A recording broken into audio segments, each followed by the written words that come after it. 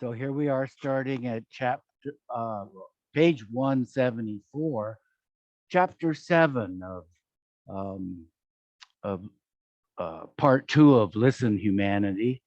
Um, and the chapter is titled Attitudes for Aspirants and Other Groups. In previous chapters, general outlines have been given of the sufferings which finally impel the individual to embark upon the journey.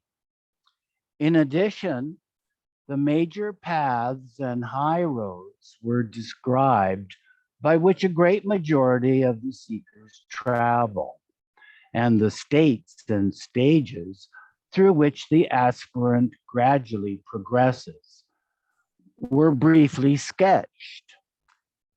The entire spiritual process should never be regarded as one that can be described in intellectual terms, grasped by the mind and followed as a personal discipline. In many ways, it constitutes the abandoning of all the previous means by which the individual had thought to achieve lasting peace. In other words, it is the essentializing and enlightened use of the same methods, but with a new sense of their utility. The spiritual attitude represents nothing essentially new in the material life of the individual, but is rather a reorganization and reinterpretation of all that has existed in his life, and an infusion of new meaning into the present and future. In achieving this reorientation, the aspirant often finds himself temporarily confused. One of these points of confusion concerns his attitude towards intellectuality, science, and technology. If the spiritual quest is to be real, it cannot be deflected by an obsession with this vital nerve network of modern civilization. In some ways, the aspirant must place it in proper perspective with the totality of human development, and thereby be neither hypnotized nor repelled by it. Intellect is reserved, so to speak, by nature for man. To have intellect, one must be a human being. Regardless of how keen and quick that intellect may be, though, it will always remain just one of the stepping stones to wisdom, inspiration, illumination, knowledge, and at last, realization of truth. To keep playing on the stepping stone, however polished it may be, is like sitting tight on a heap of hoarded treasure. Like everything else, intellect can be used as well as misused. The deeper the intelligence, the greater one's responsibility to discriminate between essential and non-essential service and disservice. progress, and retrogression. The task of the aspirant is to use intellect as a tool, not to be overcome by it.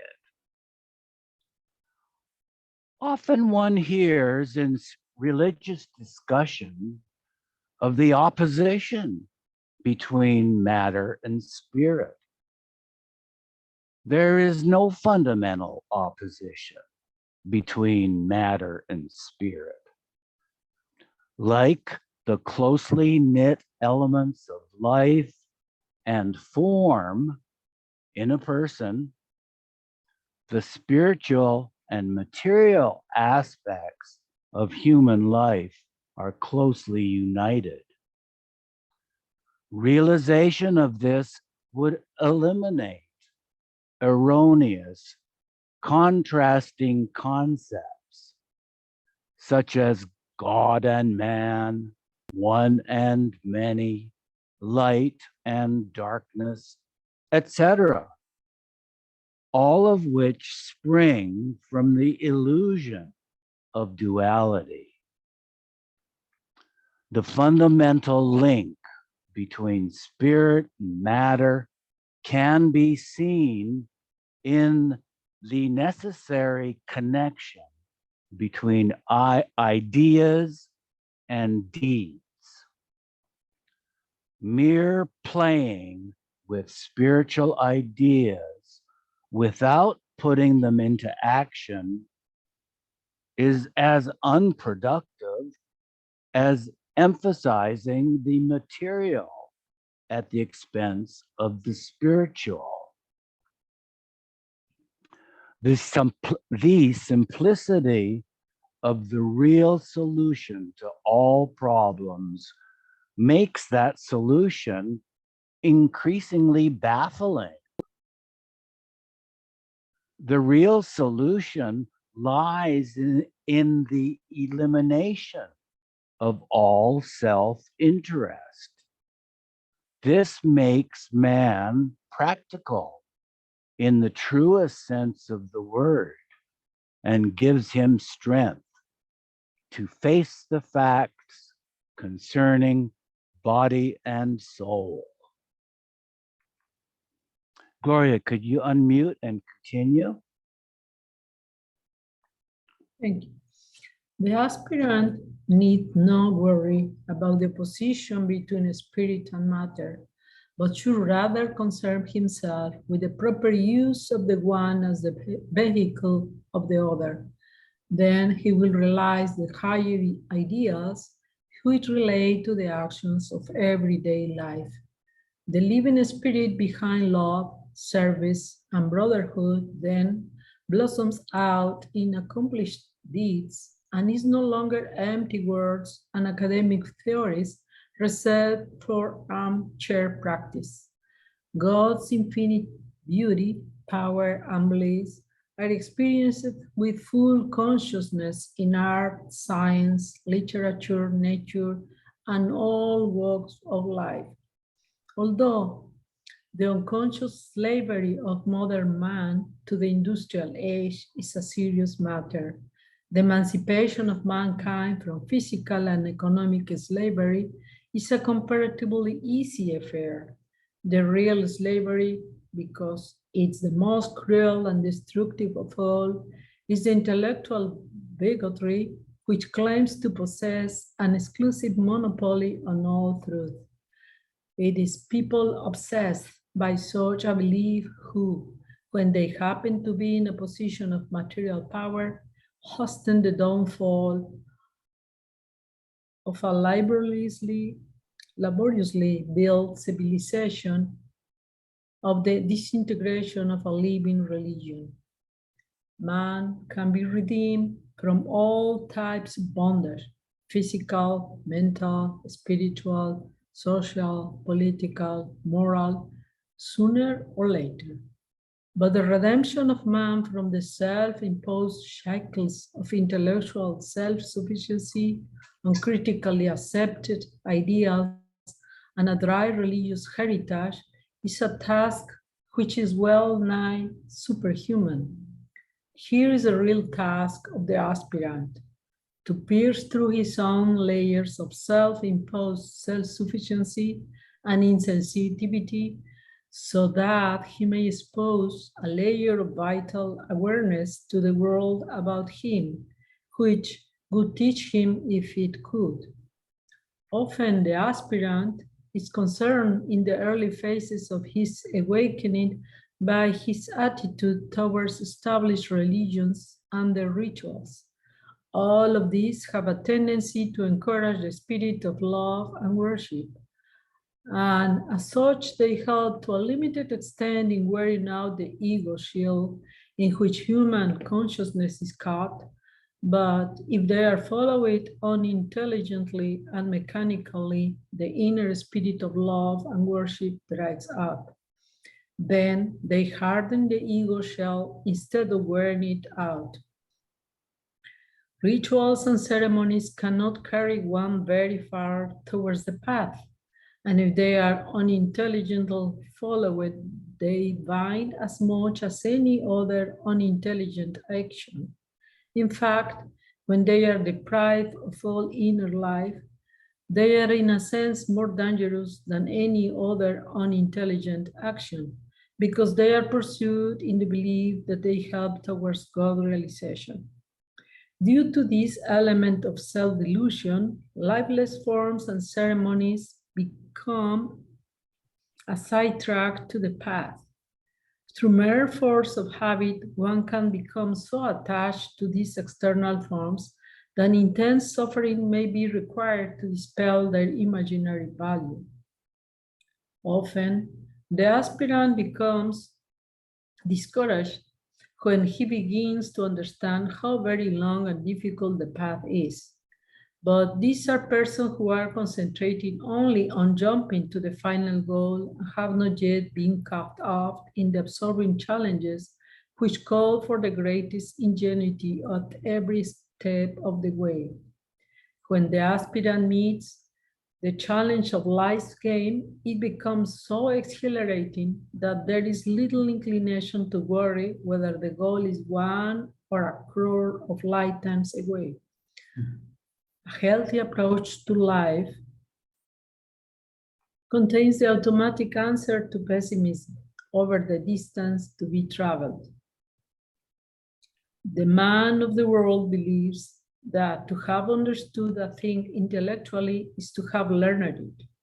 The true lesson in action, though, involves the wearing out of the sanskaras and the wants they engender.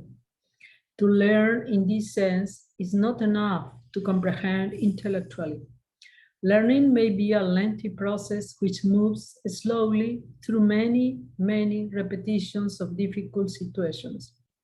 Learning has not been accomplished until one has been freed from all emotional entanglements. This is almost, if not entirely, impossible without the aid of a master.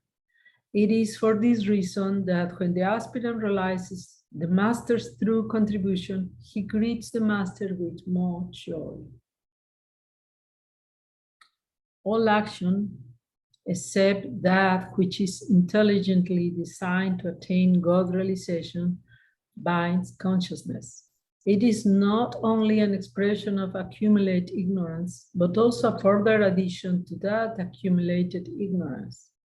Sometimes the pilgrim becomes so weary of recognizing that each act, instead of unwinding a knot in the inner being, has only tightened it harder, that he wonders whether it is wise to continue a life of action. In many ways, inaction is preferable to unintelligent action, for it has at least the merit of not creating further sanskaras. Even good action creates sanskaras and adds to the complications created by past actions.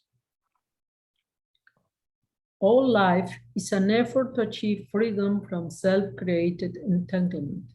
It is a desperate struggle to undo what had been done in ignorance, to throw away the accumulated burden of the past, to seek rescue from the debris piled high from temporary achievements and failures. Life strives to unwind the limiting sanskaras and find release from the mazes of its own making, to ensure that these further creations may spring directly from the heart of eternity and bear the stamp of the unhampered freedom and intrinsic richness of being that knows no limitation.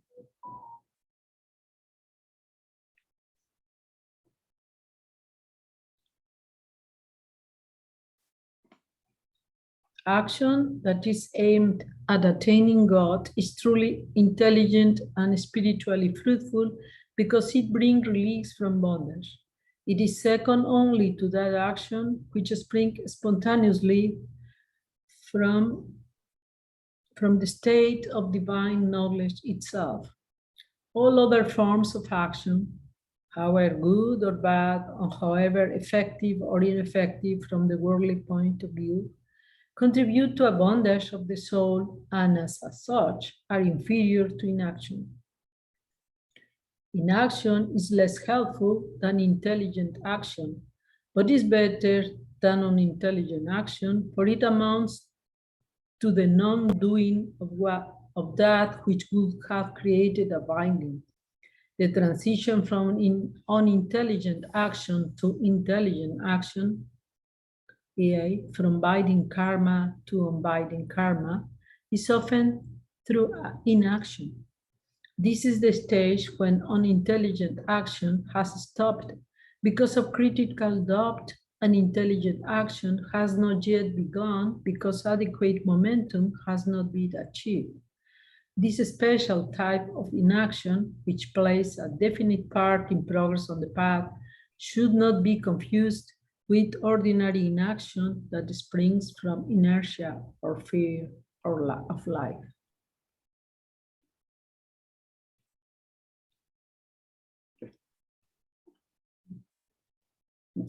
Should I continue, Miguel? Yeah, one more paragraph, please. Okay, Thank you. The state of inaction that springs from critical doubt gives way sooner or later to intelligent action. And intelligent action, in turn, is dissolved in the final goal of perfect inaction.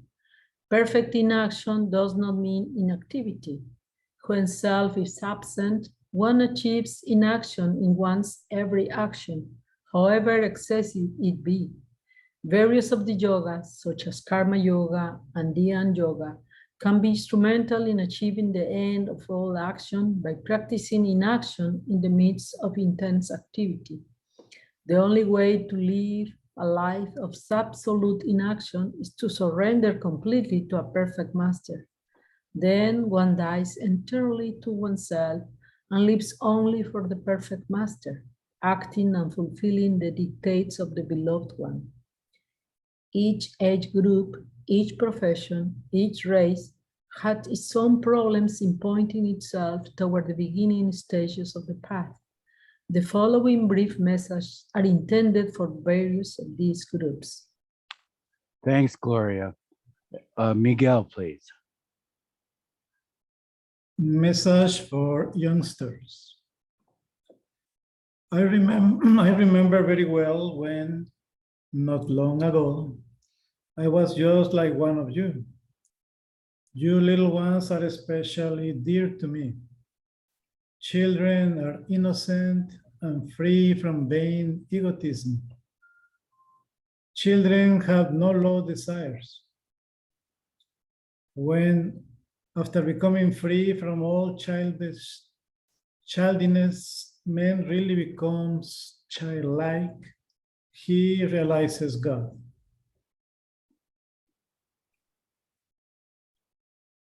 Whether you like it or not, you must soon grow up and cease being childish.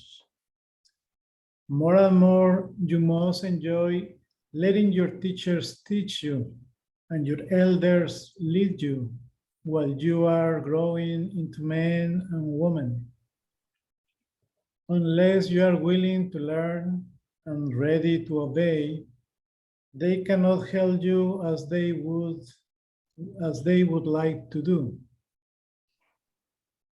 The whole of life is like playing the game of hide and seek, in which you must find your real self. I give you my blessings that you may succeed in this realization that life is all time play. God alone is real. All else is false. And so you must try to love God who is within us all. To gain this love, you should try to be honest in your thoughts, words, and actions. To youth, it is the privilege of youth to be full of energy and hope, not being caught in any roots. Your dreams of the future had the advantage of being inspired by an unfettered imagination. In the glow of a newborn love or in the warmth of a newly caught enthusiasm, you are quick to respond to the call for action and sacrifice. Life would be poorer without these qualities that are predominantly present in youth. But if you are to derive the full benefit of the qualities with which you are abundantly endowed, you must also try to acquire some other qualities which are rare in youth. Hope should be fortified by a courage which can accept failure without upset. Enthusiasm should be harnessed by the wisdom that knows how to wait with patience for the fruit of action. Idealistic dreams about the future should be balanced by a sense of the realities of the present. And the glow of love should allow itself to be illumined by the full exercise of reason. It is easy for you to be so absorbed in realizing the ideal that it becomes bitter against the present and the past. But it is as well to cultivate a spirit of idealizing the real while being appreciative of the heritage of the past. The world as it is may not seem to comfort the pattern, to conform to the pattern which youth adores. But you must never forget that it is always good enough to merit your most loving attention. In your desire to improve the world, do not, by becoming bitter, surrender your right to be happy.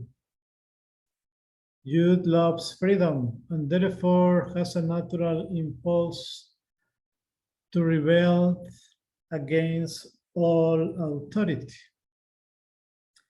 This is well and good, but you should make a real effort to keep free of the many illusions to which youth is particularly susceptible. True self-expression need not include irreverence for others. True criticism need not involve snobbishness or cynicism. True freedom need not manifest hostility or separateness. Freedom without responsibility is a doubtful boon. Freedom is worth having only where there is self-restraint and willingness to cooperate with others. Youth is always willing to act and take risks. It should be allowed to yield freely to this fearless and imperative urge of life within. But while engaged in action, youth must take every care that it is creative and not destructive. Let your watchword always be love and service.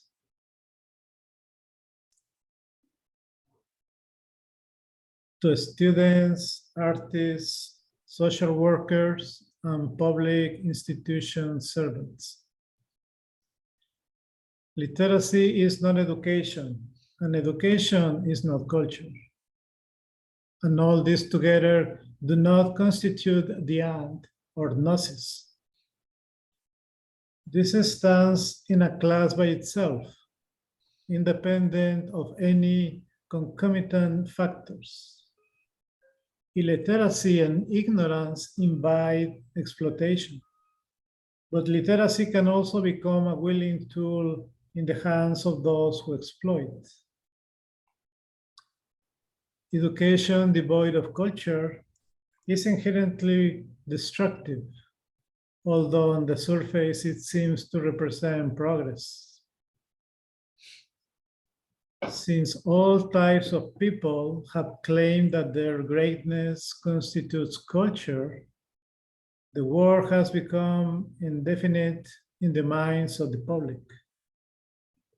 True culture is the result of spiritual values assimilated into life. Therefore, you must keep before you the ideal of that spiritual culture which, once developed, imparts life and beauty to all undertakings: education, technical, industrial, social, moral, and political, and pierces through their differences to produce unity. This results in the development of the highest character in the life of a nation or individual. All men in the flesh are unquestionably equal, yet no two men are equal. Despite the fact that one sun shines on the other world, sunshine is not the same the world over. In their hopes and their fears, men are the same everywhere. Yet, at a given moment, this one is antagonist to that one.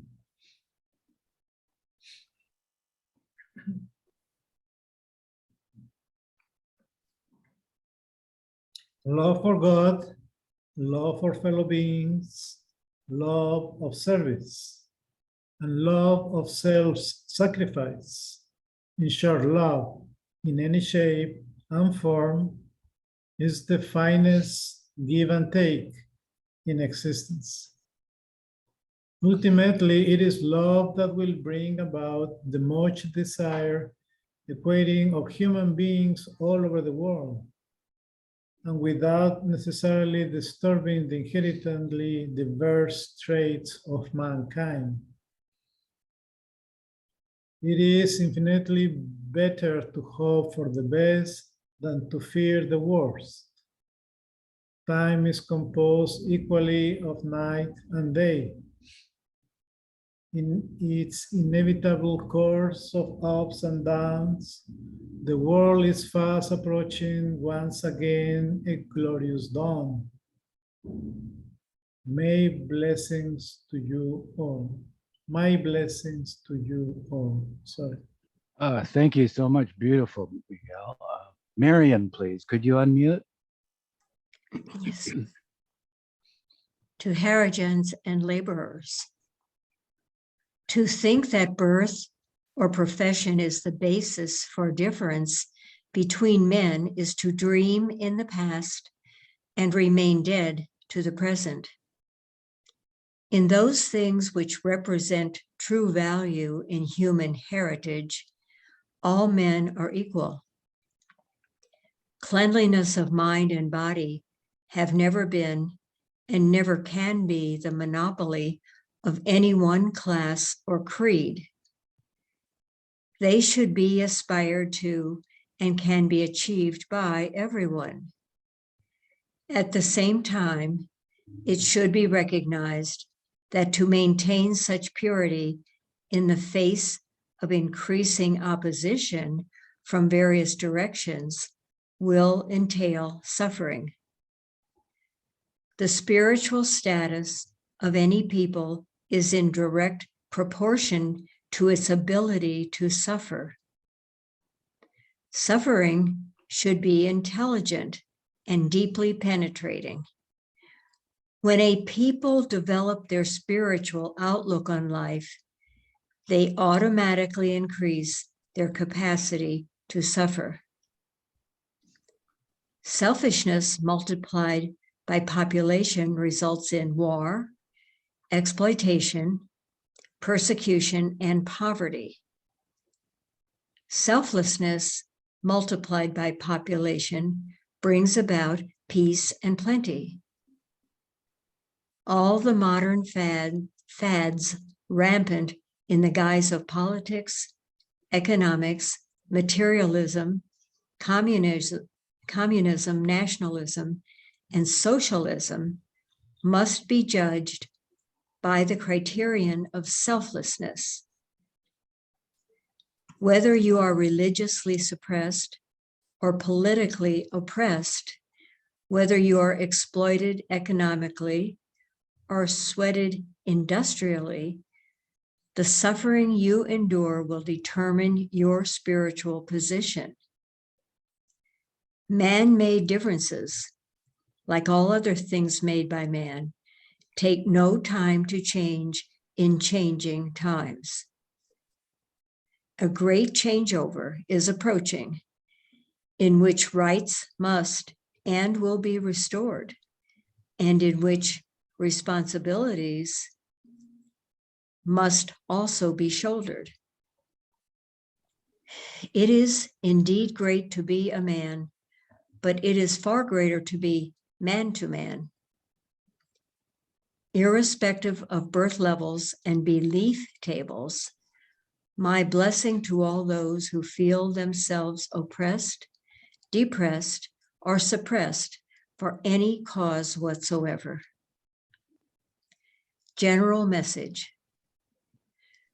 What is wrong with the world today? Such questions are bound to arise in thinking minds, but often the answers given are not completely honest. Diagnoses given and remedies adopted have all been biased, and so the situation remains vague and unresolved. The crux of the matter lies in the correct reinterpretation of the ancient word religion. The West has very little religion, and whenever one hears of it, it is either subservient to politics or at best an adjunct of material life. Excuse me. The East is suffering from an overdose of religion, and consequently it hankers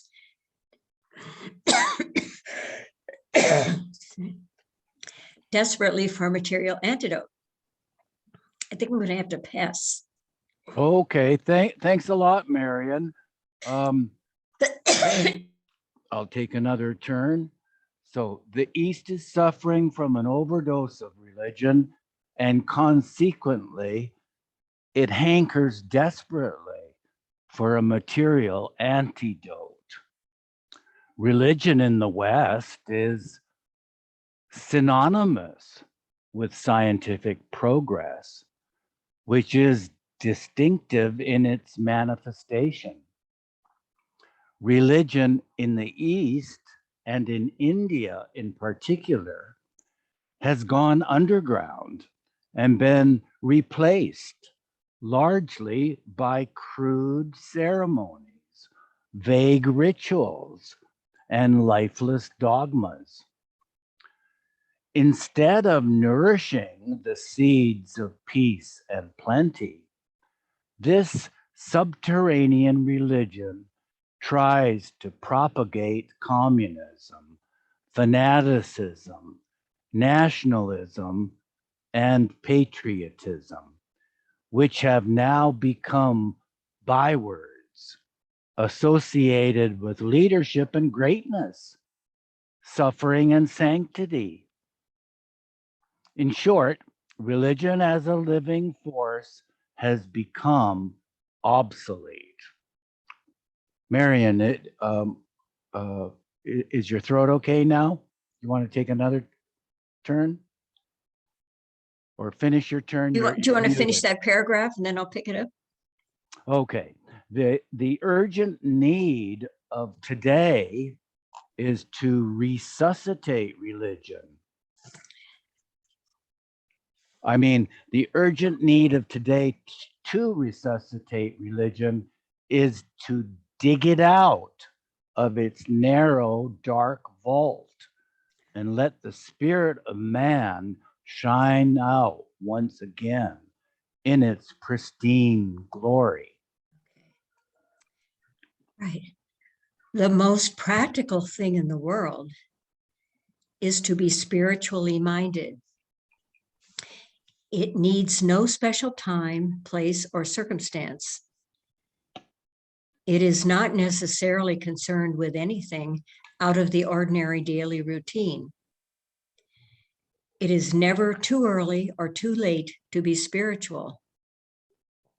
It is just a simple question of having the proper mental attitude towards lasting value, changing circumstance, and avoidable eventualities, as well as a healthy sense of the inevitable.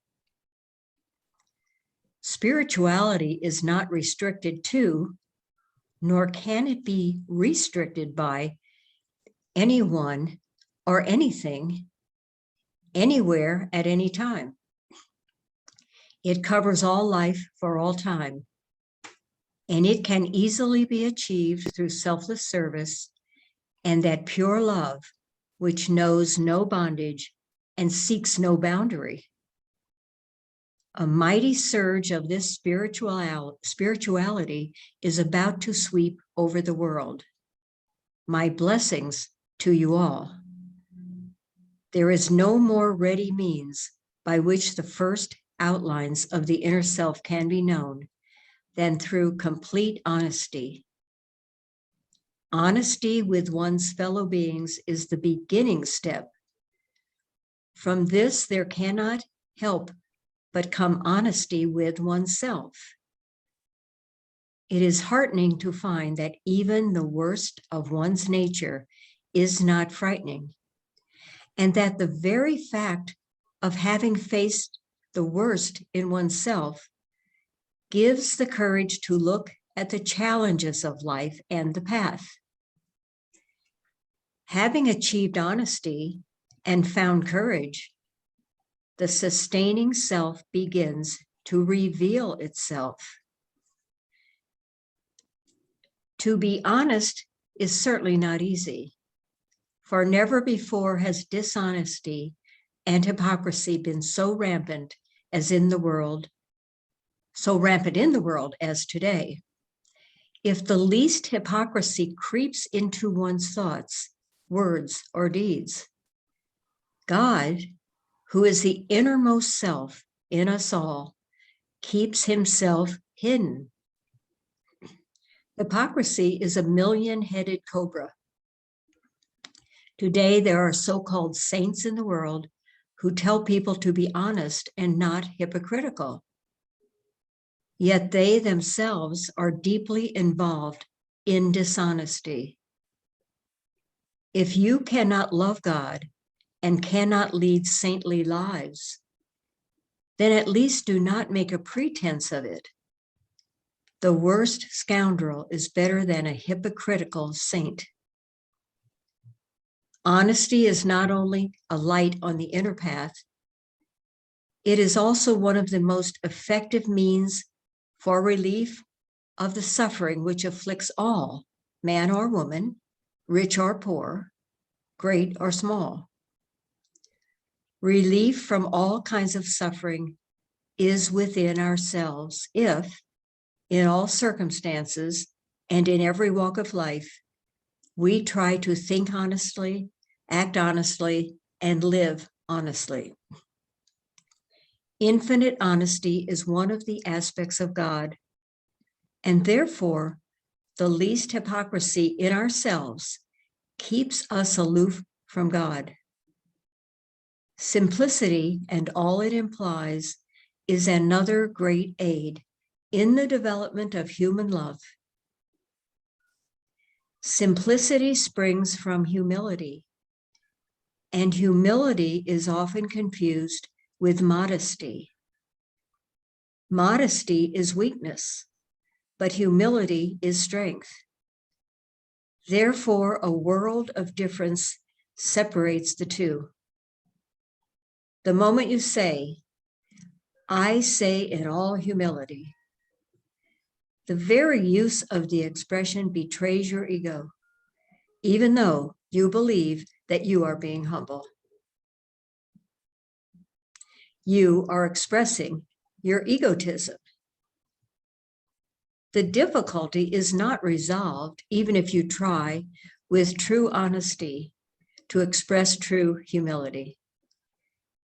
Inevitably, obstacles arise, such as the thought of what others may think of your expression of humility. No sooner is humility given expression than it is no longer humility. It is nonsense to give deliberate expression to humility. A life of humility is lived spontaneously and should not give rise to thoughts of either humility or modesty. As an example, suppose you start to clean a latrine, but you cannot help noticing the smell. A janitor that has cleaned them all his life remains unaffected. The person who parades humility is like the one who notes the smell while cleaning a latrine. The person who lives the life of humility is like the sweeper who is immune to the odor and completely unworried about what others think of him. He actually lives the life of a janitor. To have to try to be humble is also nonsense. You must be so natural that your life becomes humility personified, which means all strength freed from all weakness. So whatever you are, express it unmindful of public opinion and the reaction of others. Be natural. If you are dishonest, do not try to hide yourself behind the curtain of honesty. This does not mean, though, that you should be dishonest. Above all else, be content with your lot, rich or poor, happy or miserable. Understand that God has designed it for your own good, and be resigned to his will. Remember the present in the frame of the past and the future. You eternally were and always will be. You have had innumerable forms as man and woman, beautiful and ugly, strong and weak, healthy and sickly, powerful and helpless, and now you are here again in another form. Until you gain spiritual freedom, you will be invested with many such forms. So why seek temporary relief now, which would only result in further bindings later? Do not ask God for money, fame, power, health, or children, but seek his grace, and it will lead you to eternal bliss. Thanks, Marion. Elizabeth, do you want to read now? Unmute yourself. Okay. One of the greatest things to possess is faith, which ultimately leads to conviction. And from conviction, one day arises realization. There are no two kinds of faith.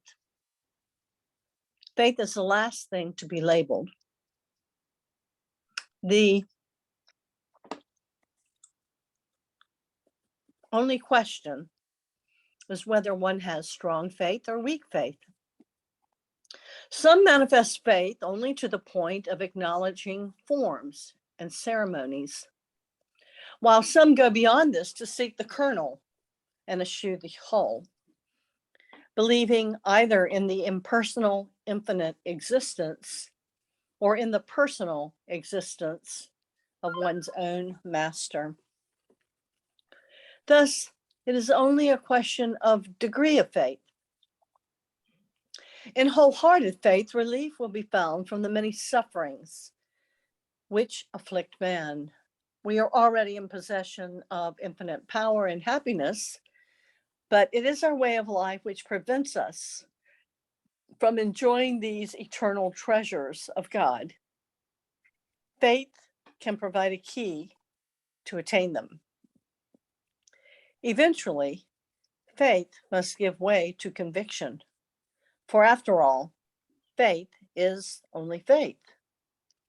There are two kinds of experience, external and internal.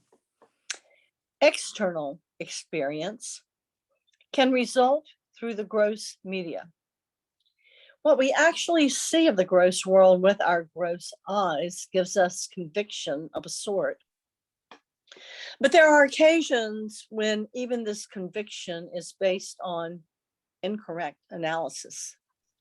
Thus, if we see a man drinking milk from a bottle under a toddy tree, we assume unconsciously that he is drinking toddy, which is incorrect.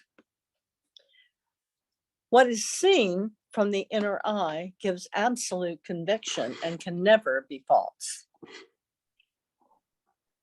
Such is the case, for example, when one sees with the inner eye that God is the infinite existence. Therefore, what is really needed to give eternal conviction is not mere theorizing or reasoning, or even faith, but actual inner experience. Once God has been realized, there is no question of faith or even of conviction, just as there's no question of man's needing faith to believe that he is a man.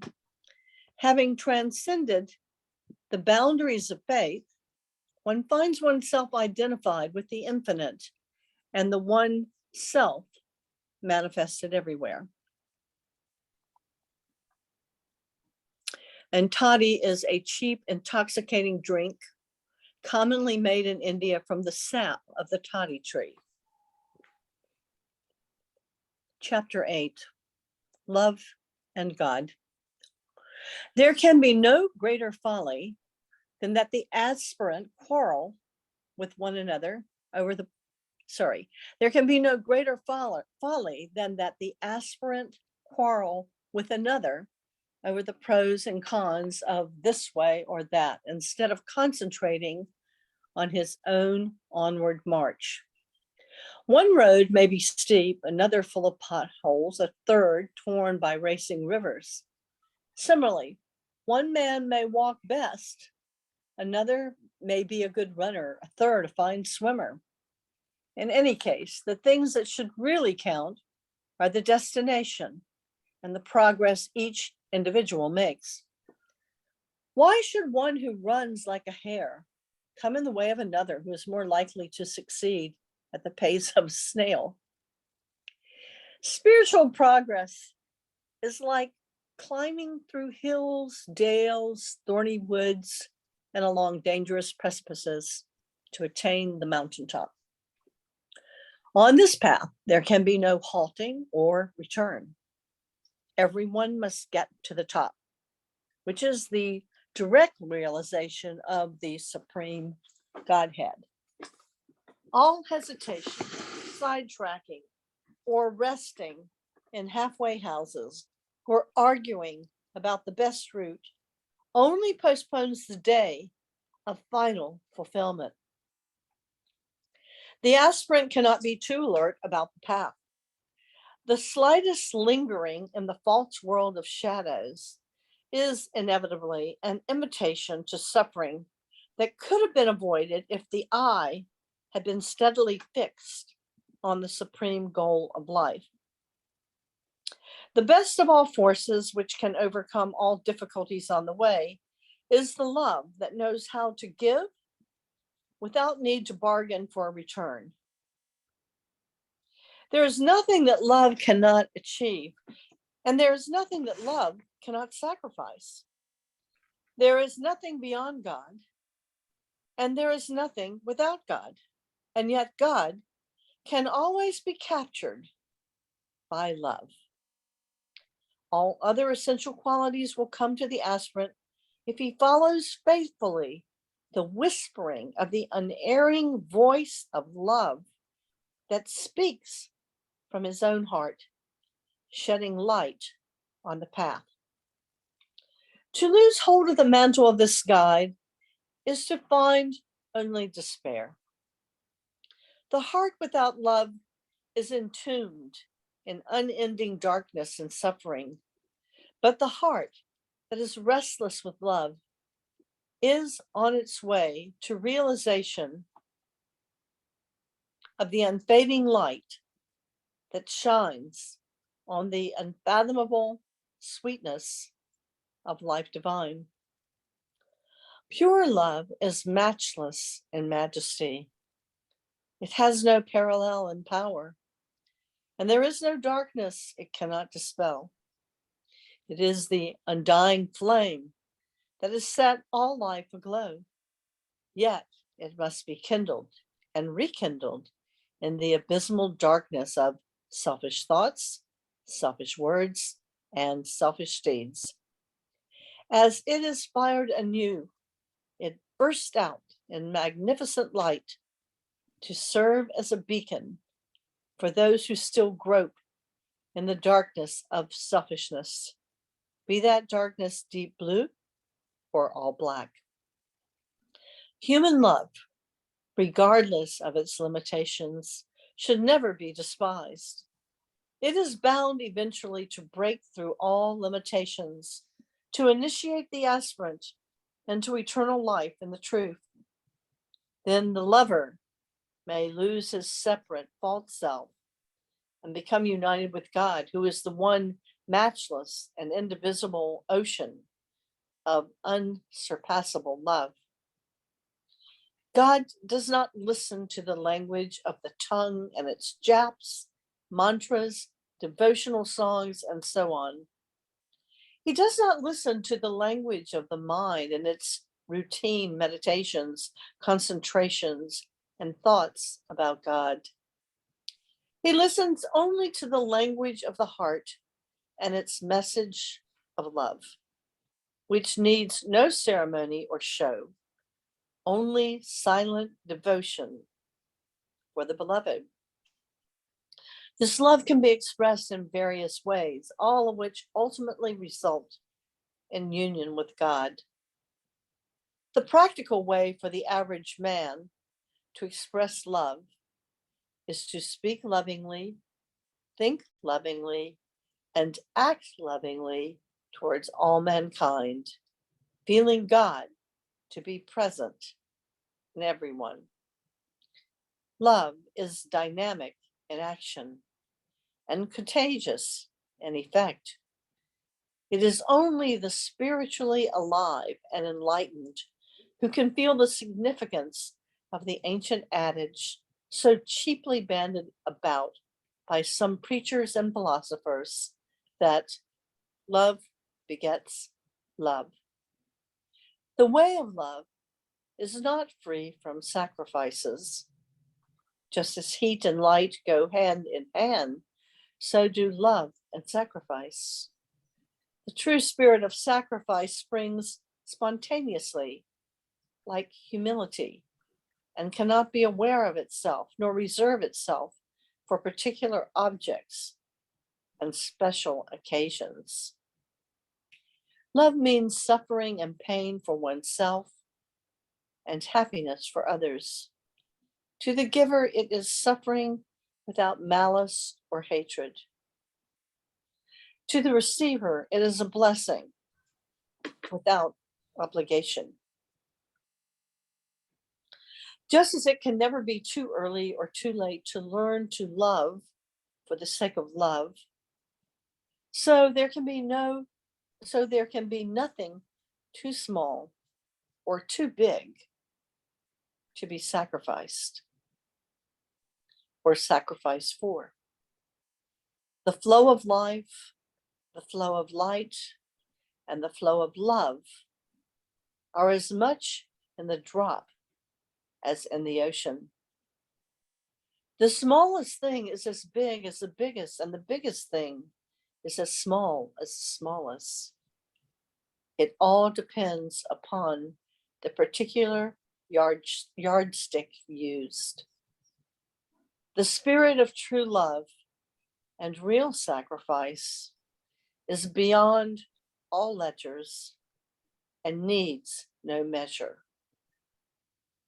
A constant longing to love and be loving, and a non-calculating will to sacrifice in every walk of life, high and low, big and small, between home and office, streets and cities, countries and continents, are the best measures man can take to be really self-full and joyful. Love is different from lust. In lust, there is dependence upon the physical object and thus spiritual subordination of the soul to it. Love puts the soul into direct, coordinate relation with the reality which lies beyond the form. Therefore, lust is experienced as being heavy, but love is experienced as being light. In lust, there is a narrowing down of life, while in love, there is an expansion in being. To have loved one soul is like adding its life to your own. Your life is multiplied, and you live virtually in two centers. If you love the whole world, you live vicariously in the whole world. But in lust, there is an ebbing of life and generation of a sense of hopeless dependence upon a form which is regarded as another. Thus, in lust, there is accentuation of separateness and suffering. But in love, there is a feeling of unity and joy. Lust is dissipation. Love is recreation. Lust is a craving of the senses. Love is the expression of spirit. Lust seeks fulfillment, but love experiences fulfillment. In lust, there is excitement. In love, there is tranquility. Thank you, Elizabeth. Gloria, would you like another turn reading? This Mahu time- arrived. Honey Bunny, Mahu's here. Oh, good. Oh, good. Sorry, Gloria. We have another reader. Mahu, are you ready to read, or Yes, do you need yes, a- I'm ready. Perfect. Starting here. Okay. Divine love qualitatively different from human love. Human love is for the many in the one, and divine love is for the one in the many. Human love leads to innumerable complications, but divine love leads to freedom. In divine love, the personal and impersonal aspects are equally balanced, but in human love, the two aspects are in alternating ascendancy. Human love in its personal and impersonal aspects is limited, but divine love with its fusion of the personal and impersonal aspects is infinite in being and expression.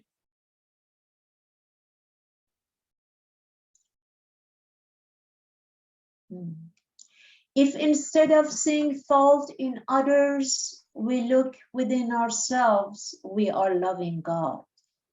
If instead of robbing others to help themselves, we rob ourselves to help others, we are loving God. If we suffer in the sufferings of others and feel happy in the happiness of others, we are loving God.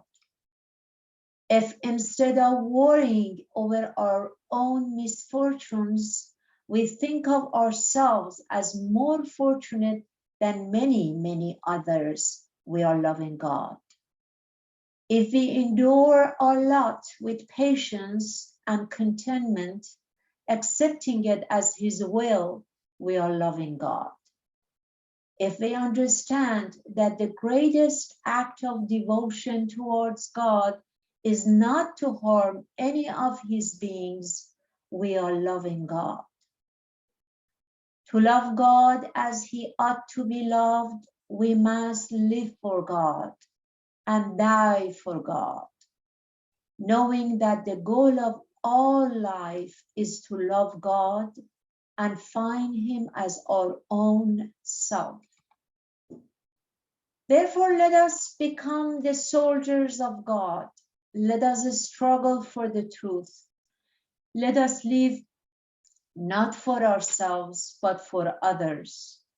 Let us speak truly, think truly, and act truly. Let us be honest as God is let us be honest as God is infinite honesty. Let us return love for hatred and win others over to God.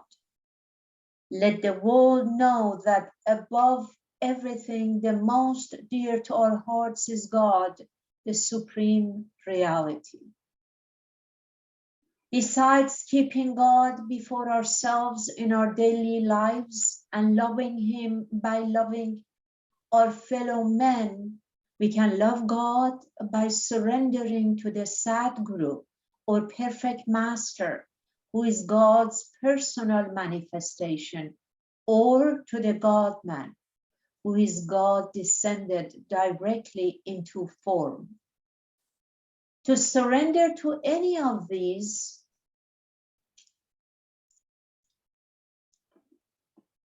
where are you? To surrender to any of these is to surrender to God Himself. This is my song. For the rich, I'm the richest. For the poor, I am the poorest. For the literate, I am the most literate. For the illiterate, I am the most illiterate. Thus, I am one of you, one with you, and one in you, and we are all one.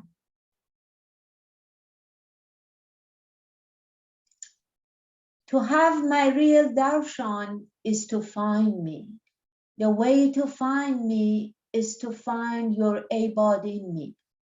And the only one and sure way to find your abode in me is to love me.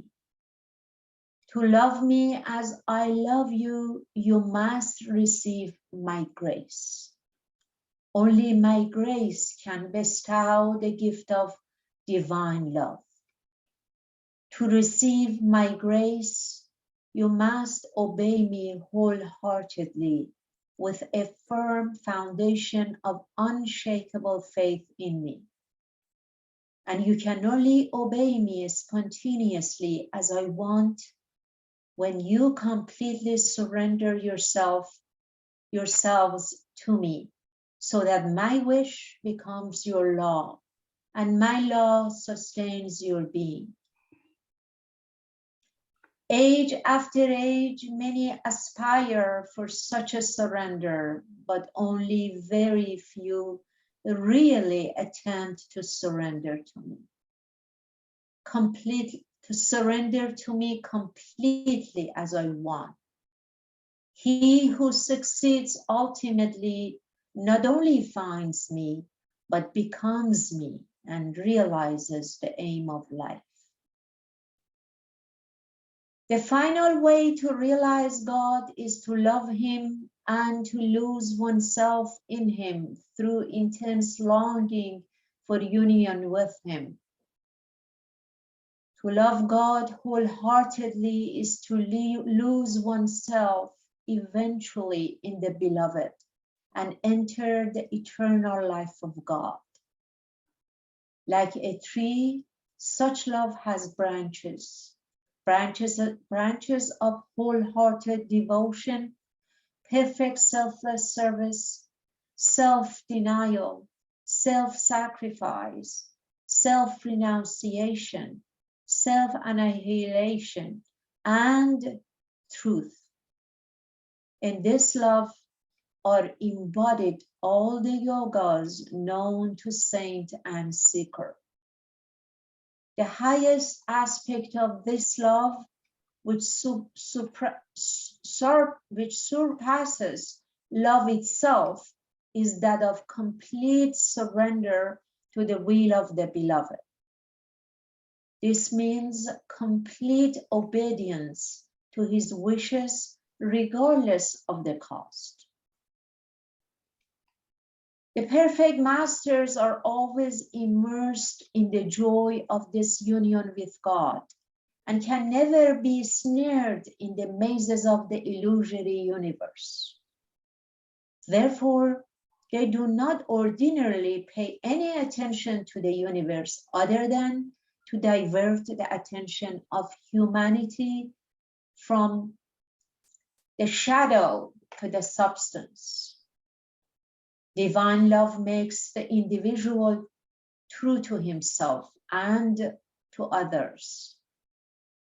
It makes him live honestly, comprehending that God is infinite honesty. Divine love is the solution to all difficulties and problems. It frees man from all bindings. It makes him speak truly, think truly, and act truly. It makes him feel one with the whole universe. Divine love purifies the heart and glorifies one's being. When one truly loves God, that love is based on the desire to give up one's whole being to the Beloved. When one loves a perfect master, one longs to serve him, to surrender to his will, to obey him wholeheartedly. Thus, pure, real love longs to give and does not ask for anything in return. When the individual truly loves humanity, he longs to give all for its happiness. When he truly loves his country, he longs to sacrifice life itself without seeking reward and without the least thought of having loved and served. When he truly loves his friends, he longs to help them without making them feel under the least obligation. When he truly loves his enemies, he longs to make them his friends. True love for parents or family makes him long to give them every comfort at the cost of his own. Trust God completely and he will solve all difficulties. Faithfully leave everything to him and he will see to everything. Love God sincerely and he will reveal himself. And as you love, your heart must love so that even your mind is not aware of it.